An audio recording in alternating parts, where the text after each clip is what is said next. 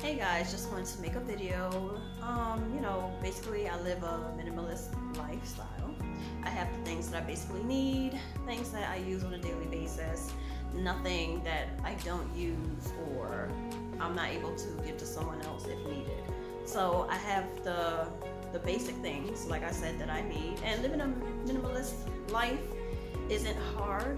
How did I come about it? Actually, I've seen some people, growing up, they had so many items in their household. Basically, you could say they were hoarders. It was like too much, and things were put in places in a household where it's like clutter, and to me, that's just like too much. Have what you need, to each their own, of course. Judge free zone. To each their own. But as for me, I just want to have open space. I want to have the basic things that I need, and I found the lifestyle to be exactly fit for me. So, and what made it, even like when I thought about it, I've seen people, that passed away, may they rest in peace, and they left their family so much, behind to clean up and to throw out. And in the midst of cleaning the things out and throwing those items away, they felt even more hurt. They didn't have a chance to actually, be sad and, think about, that person, because they were too busy trying to throw away all the stuff or give away most of the stuff that they saved for years on top of years on top of years. They didn't have a chance to mourn their death. So, I spoke to family members and friends to say, hey, if you don't need it, toss it or give it to someone that will need it. God forbid if you were to pass away, your family member have to come and they have to clean up and throw out all this stuff. Mind you, they're trying to plan a funeral or whatever it is your wishes are. They're just not themselves. They can't mourn you like they need to, and all because you have all of this stuff that you really don't use. But like I said, to each their own. But I live this minimalist lifestyle. I love it. I've been doing it for years now. At the point of saying, hey, I'm gonna do this lifestyle, I threw out a lot of things. Well, actually sold a lot of things through my vintage store, as well as gave to homeless people. And with that being said, like I explained to people, you don't have to be a minimalist to say, hey, I'm gonna give away this or give away that. You can actually do that by saying, you know what, I want to help others. If you're not using that comforter, have no need for it, package it up in a bag, go to the dollar store, which they're $1.25 now, but whatever. Package it up, put it in a bag. If you go someplace that normally have homeless people and it's cold, I always say this around the winter time, give it to someone that's in need. If you don't use those fitted sheets, the flat sheets, pillowcases, the pillows, at least be courteous and make sure it's washed and clean. And then you could give it to someone that's in need so they could utilize it instead of just tossing it. With my spare time and my own personal money, people always ask, hey, what do you normally do with your money? Blah, blah, blah. And they're surprised. Like, for example, I frequent a certain place, but I always carry these things called care packets. So I saw a homeless man, and I drove up to him, and I already had the care packet in my car. So I took it and handed it to him and came back to where I was the first time, and people were asking me, what was that? What did you give that person? I said, a care packet. And they were like, some are confused, but some knew what a care packet was.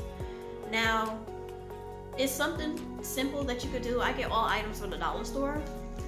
I'm gonna show you guys exactly what all of this is packaged with items that they could use. So, matter of fact, I'm just gonna take everything out this bag and show you, lay it out on the table and show you guys exactly what I get. And if you want, you could start making these packets and add some additional items to it.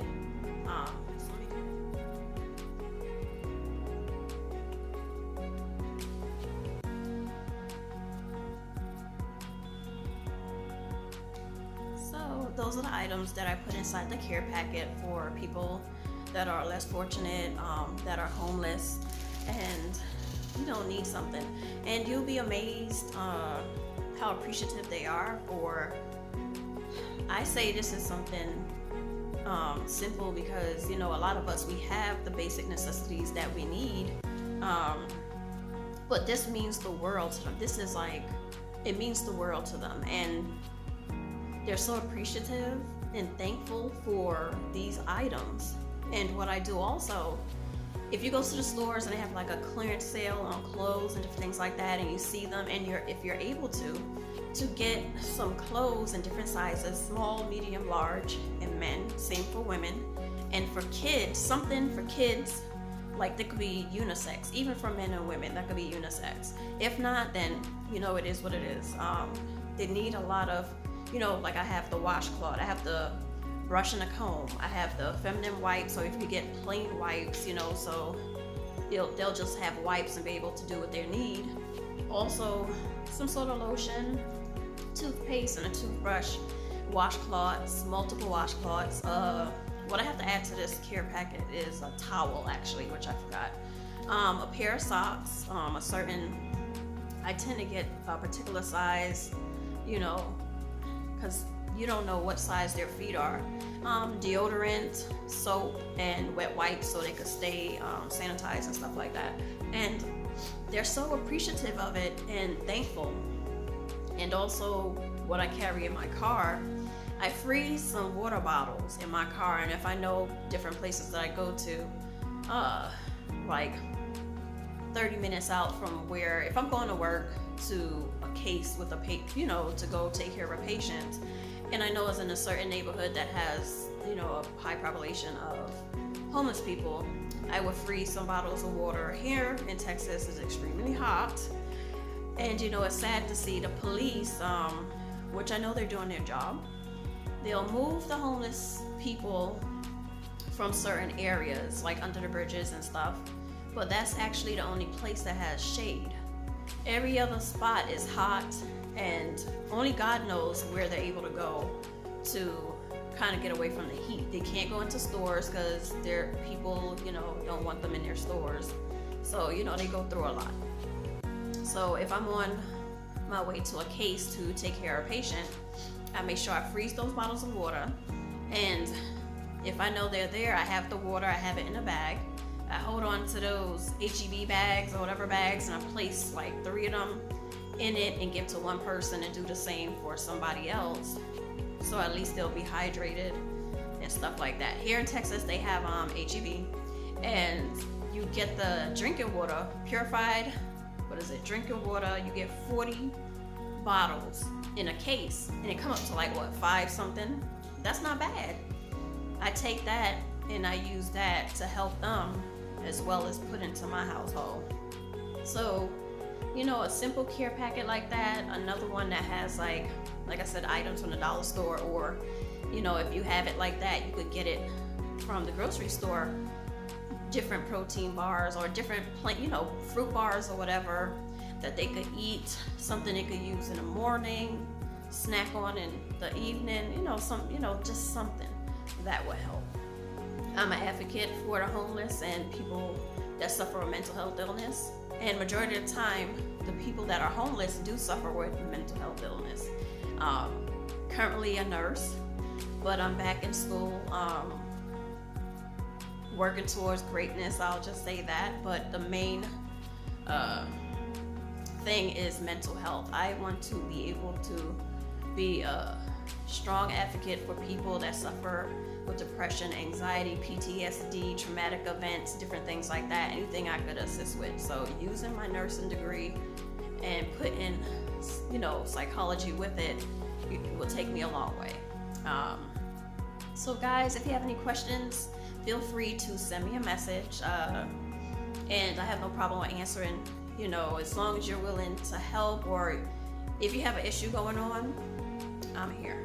Okay guys, so I love you guys. Thank you for looking at this, watching this video. I know it's probably long, but more to come.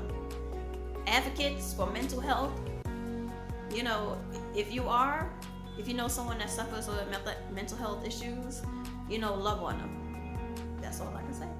All right. Bye, guys. Have an amazing